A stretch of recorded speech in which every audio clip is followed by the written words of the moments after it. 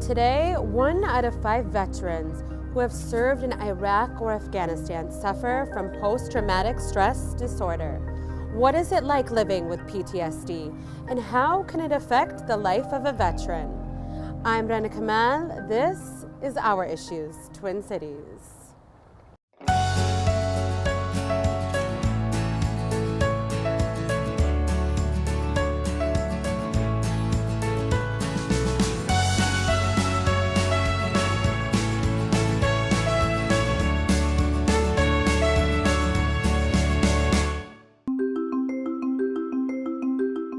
Every day, Carl brings an honorary member to work with him. He's my 6th child. Very important. Jed is Carl's service dog. I work in a shop, so there's loud noises. With him laying here like this, the way he's laying and probably falling asleep, gives me that security. It's my security blanket, so I know he's not startled, so I have no reason to be. Following his service in Iraq and Afghanistan, Carl now lives with PTSD, post-traumatic stress disorder. Through the years of getting help at the VA and all the pills we've been on, and it's not fun, but now I'm able to, I guess the biggest thing is now that I have Jed, I have a little bit more freedom, and I'm not on any pills and stuff like that. But the other way it's affected me is at home. I'm remarried now. I have 5 children at home. With Jed needing the love and the care from me, that he kind of demands it from me. He comes up to me, he takes it. He's gonna get it, So with the kids coming to me wanting a hug and stuff like that, it's kind of reteaching me how to break that emotional numbness and give it back to them. After doing some thorough research, Carl came across Helping Paws, where he was paired with Jed. The connection between the two was instantaneous. When did he join your journey? So I finally reached out to Helping Paws here in Hopkins, Minnesota, and they used to just do service dogs for people in wheelchairs. They reached back to me and decided to start a pilot program. So Jed and I went through a whole placing process with dogs. They chose which one do I need, what kind of personality do I want, and then what dog would work for me. So right away, Jed and I kind of attached at the hip right away. When he was first going through class, he had a lot of separation anxieties and stuff like that. So they were afraid he wouldn't get placed because of that. So when I came there and worked with him, it was kind of like right away, he come to me and was right here on my hip and wouldn't move. The DAV's only mission is veterans. Our purpose in life is veterans, to take care of them and their families. As a veteran in the Vietnam era, a career serviceman in the Army, Robert Saddoris has been a lifelong advocate for veterans and their families. He recalls the moment PTSD was mentioned. Back when the Vietnam veterans were coming out of Vietnam, they called it post-Vietnam syndrome. A syndrome, anything in medical, they say syndrome. They don't really know what it is. It's just a syndrome. So the DAV started what they called a warrior project, a Forgotten Warrior Project, because the DAV was not happy that the veterans from Vietnam were labeled as a syndrome, because it didn't make sense. It was a disease, it was a problem, but people weren't recognizing it as that. It wasn't until the 1970s that the DAV started calling it post-traumatic stress disorder.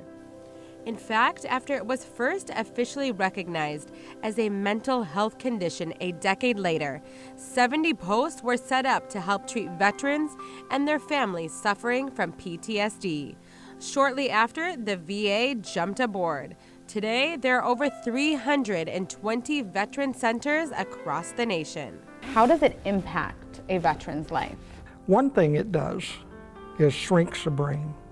If they have post-traumatic stress bad enough, it can shrink the brain. Their mind, it's like they can never leave it. It's always there. They can be driving down a road and there's a car sitting alongside the road that's broke down. And to them, that might mean that that's somebody that a roadside bomb for any of these veterans. You can be talking to a veteran that has post-traumatic stress like we're talking and say the wrong word and trigger a huge reaction. It might be anger, it might be hostility, it might be the person would just get up and run away. They'll turn around and go home because it scares them. Their job is to protect their family. So there's confusion, there's anger, there's hostility. These are things that they can't stop, although there are medications, but it takes a long time for these medications to work. And many people are working with them now to help resolve these issues. All of that is taken care of through the Veterans Affairs Department. That way they can start getting back on the right track to just leading a regular life. It may be a different life. They may not like going to concerts or going to, crowds or anything like that, but they can still lead normal lives. To help veterans with PTSD, the DAV has created a new normal for the fellow servicemen and women. Dave, an Army National Guard veteran, works with the DAV as the Associate Executive Director. The first part of any problem is admitting you have one.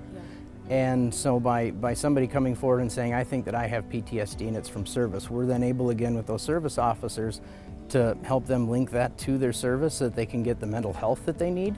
And then that's when the real journey begins, because there's different clinics in hospitals and even the VA facility that are very specific to post-traumatic stress. And so that person would work through that process with a mental health provider, and it takes a long time. Medications, a lot of the mental health medications, they take weeks to build up a tolerance to before you can see the effects of it or the side effects of it. And is that the initial problem? And then they have to work through that over a long period of time to find the right dosage. Is it the right med? So these people, they have a long trek ahead of them. Why is it important to create a new normal? What the DAV does is we try to help empower veterans to lead fulfilled lives for them and their families. So we want to make sure that they did their job by serving. We want to make sure that they're taken care of when they come home because of that issue that arose through service. How has PTSD really changed the way you approach life? When I first got out, having PTSD, well, in my eyes, is I'm fine, it's the world around me, it's everybody else, Just leave me alone, everybody else can stay away and I'll be happy. I've been scared to go to the grocery store, the shopping mall, just gas station. You always have the feeling somebody's out to get you. You get sunk into a depression where you don't want to leave the house, and let's say if there's a kid's basketball game, before I had the dog, I wouldn't go, because just the thought of it, I'd get so anxious and nervous, and then my anger would start coming out, but now I have Jed, everything's, granted he does draw a lot of attention, but we can still get lost in our own world and get through it. When we return, one woman's journey facing the many obstacles of PTSD.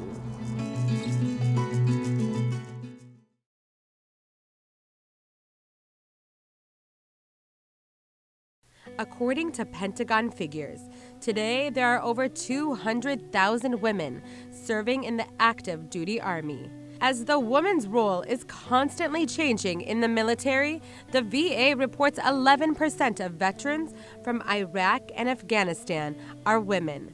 Among those veterans, 20% have been diagnosed with PTSD. You'll find that maybe somebody thinks it's easier for a woman to admit that there's something wrong than it would be easier for a man to admit that something's wrong, or it's easier for a woman to seek help than it is for a man to seek help. Although for myself, being a woman that had served,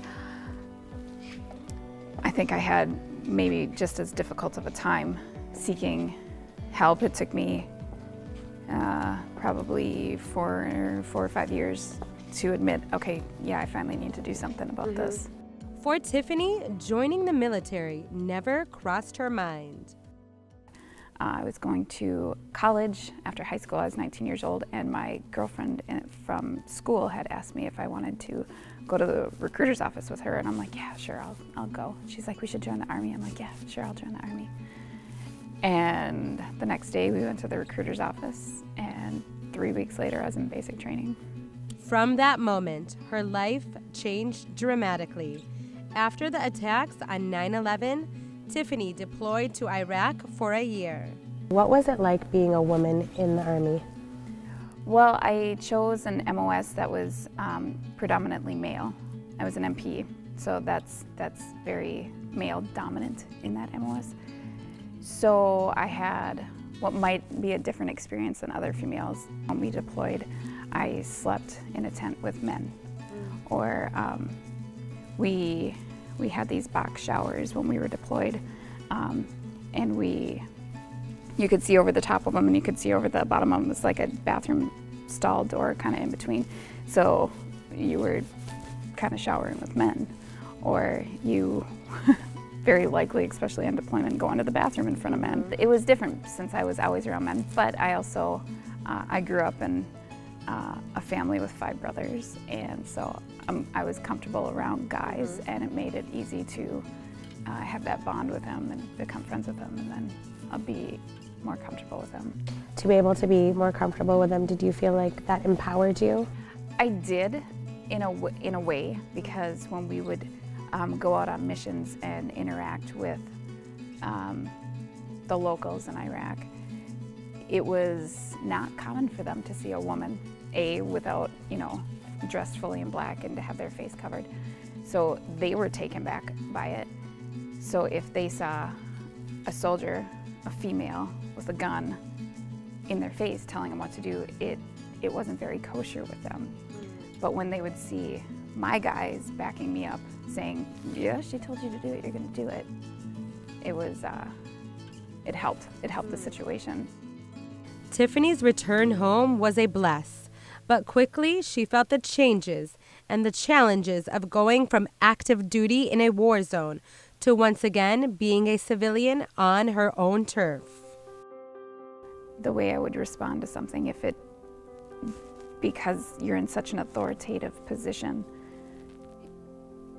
in the Middle East, you bring that home with you, or you're in an aggressive position in the Middle East. If you're driving in a convoy and you got a civilian over there, a local civilian, tailgating you, your first thought is vehicle-borne IED.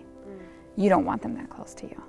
So if you have to be confrontational to get them back off you, well then it's easy to bring those driving habits back. Or it was common at the time that I was over there that they would drop hand grenades over a bridge while you're going under it. So our egress was to switch lanes under the bridge. So if we start in one lane, our convoy, which was typically 3 Humvees, we'd all switch lanes under. So that's your reaction, or they would typically put an IED in a food bag or in a dead animal or something like that. So when you would see something like that on the road, those were things that I noticed. If I saw a carcass on the road, or if I saw a McDonald's bag on the road, I'd be like, yeah. And you'd want to get away from it. Sure. So then slowly I started realizing the lack of sleep, the nightmares, the night tremors, stuff like that would come more often. How did it affect your life with your family, with your friends? I found it more difficult to relate to people because you just can't understand a situation like that, or you can't understand what somebody's just been through for 15 months, what they've experienced, what they've seen, what they've been through. So I quickly withdrew from a lot of people. How did you end up coping with PTSD then? The last thing I wanted to do was admit that there was something wrong with me, because there was nothing wrong with me. If I handled all that, I can certainly handle living normal life at home. But after it had been brought up many times and I realized that I have a pretty great life. I have a lot of things that I should be thankful for, but yet I still was not feeling that on the inside. I finally realized that it was time for me to admit that maybe I do need some help. It's been over 10 years since Tiffany has been home from her deployment in Iraq. Today, she's the wife of an active duty serviceman and the mother of 2. How is life today now, living with PTSD? It's easier now. I found a comfortable normal of my own, which wouldn't, I think when everybody comes back, they find their new normal and what works for them, the things that they have to avoid, or the things that they engage themselves with to keep them out of a funk or to keep them focused. So I have my new normal and I have a great life. I have so much to be thankful for. And if I do find myself getting sucked down, I know that there's resources out there, and I know that there's people out there that are available and that want to help. Up next on Our Issues Twin Cities, combating the stigma of PTSD through advocacy and education.